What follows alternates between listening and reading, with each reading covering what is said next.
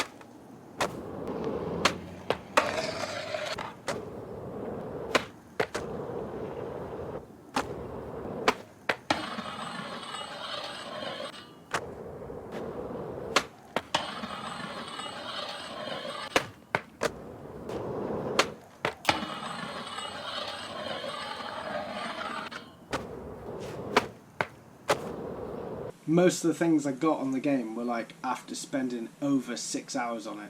I mean, it took a long time for me to get used to the controls. This isn't like a Tony Hawk game where you just sort of pick it up and you can sort of get all the basic sort of tricks already. It's like, this takes time to learn it. And at one point I was like, it'd be easier just to go out and actually do the trick. Like trying to like 50-50 a ledge or something like that was like the hardest thing. But then like you could do a kickflip into a feeble or something. So it was quite a like learning curve to actually get control. And I still think it's a little bit like that. It's like if you want to do something really specific, that's the hardest thing on it. It's like you could get the flip trick that you want, but it might not necessarily go into the grind that you want. So mainly it's the grinds that seem to be the hardest thing for me.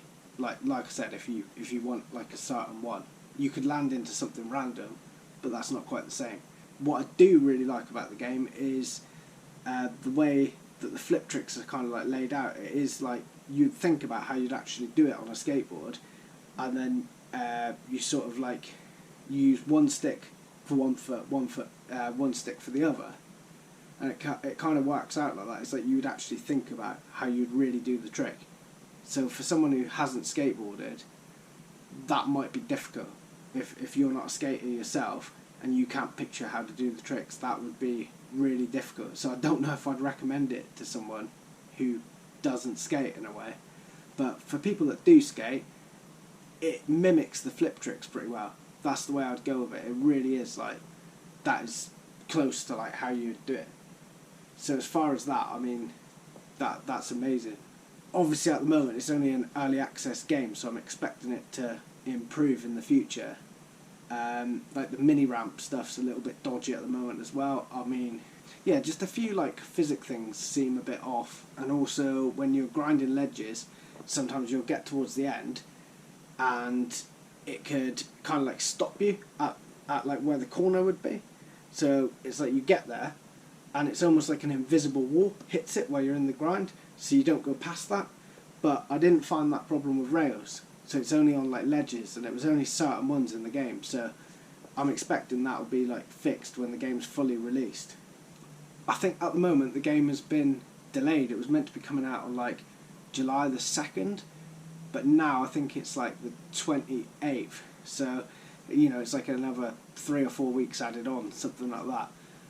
But overall I think it's going to be a good game and I'm excited for it. I mean, I've spent longer on it than what I expected. I thought a game where there aren't any goes yet or anything like that, how long could you really spend on it? But I mean, I think I've put about 12 hours into it, and I did find myself sort of getting to grips with it more than I thought I would. So overall, it looks promising at the moment. I will be interested to see how the final game looks. Anyway, take it easy. I'll be doing a session video in the future, and I'll also be doing a video of me actually playing the game.